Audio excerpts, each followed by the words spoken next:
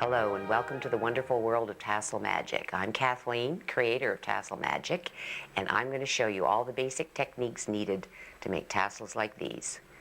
Just simple methods that give you fabulous results.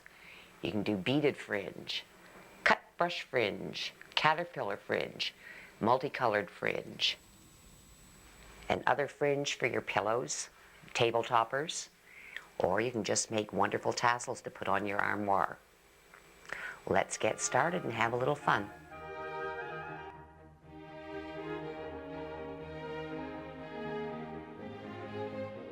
Going to make a single colored cord. This is the simplest method to do it. I have 8 yards of yarn folded in half twice with a knot at one end. You have to take the other end and hook it over a cabinet. I use my sewing machine, bobbin winder or thread holder. I'm going to have to move back quite a bit on this, and I'm going to be using the little quarter. So you hook the quarter through this end and then you pull the yarn taut. Now hold on a sec while I get back far enough. You just start twisting.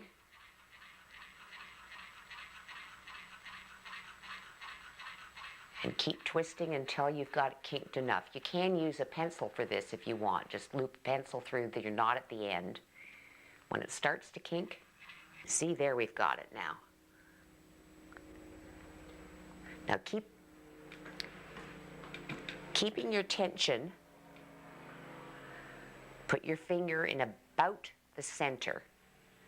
Now I'm going to take this and go over and grab the other end. I've got it on the center. Holding both ends tightly, you just let go of your center section and let it wind back on itself. Now you're going to have to let all the extra winding pop out of it. When it gets smooth like this, just take this end and your other two ends, unhook it from your quarter or your pencil, and tie a little knot in the end. You need that knot for your button anyway, so there you go. That's the simple way of cording.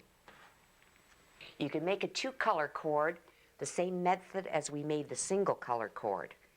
What you do is you take one length of yarn and tie a knot, then you thread your other color through the unknotted end of it, and you tie a knot on that one, like this.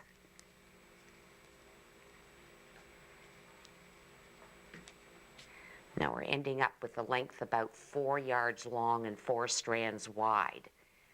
So we're going to have to go way back on this one too, but wait till you see what happens. Hook that over your hook. You can see how these are looped together here.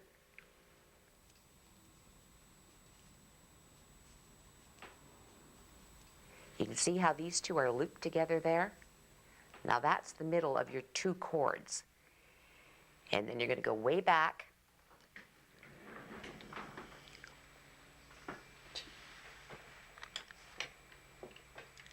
and start twisting. When you finish cranking your cord, just put your finger in the middle, keeping it tense. You have to take your quarter or your pencil around and grab the other end. Now you can let go of your center. Whoops. See? There you go. Okay, now we're going to make a tricolor cord. You can use this method for 2 colors as well if you wish. I have 3 pieces of yarn folded in half, approximately a yard long when they're folded. Take the first color and loop it over your hook. Get your quarter and start cranking.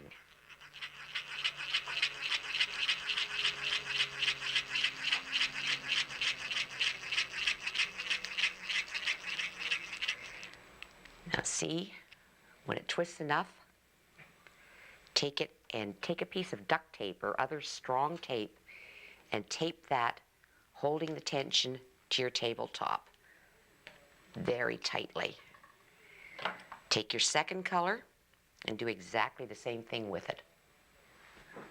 Now make sure that this ends up to be approximately the same length as the first one. And you must wind it in the same direction that you did the first one. Now this is the tricky part. You've got to get that under the tape as well, holding the tension. Okay, now both of those are taped. Take your third color, over your hook,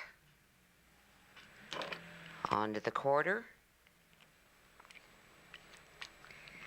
and again the same direction.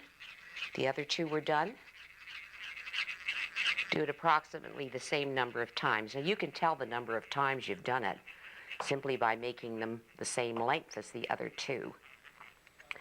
Now you've got to hold this on there tightly, get that through the first color and the next color. So all three are on the cord and held securely, because they can pop off. Remove your tape. Once you've got all three hooked onto your quarter, wind in the opposite direction. This is very important.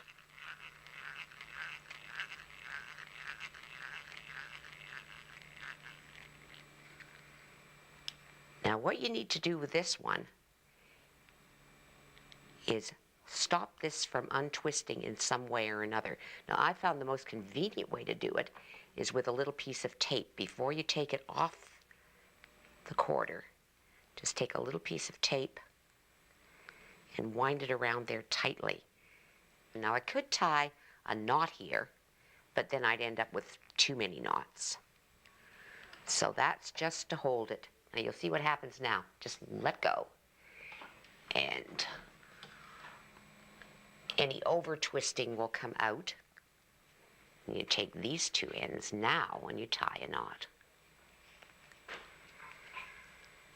See, if I had another knot there before, it would be kind of a big lump.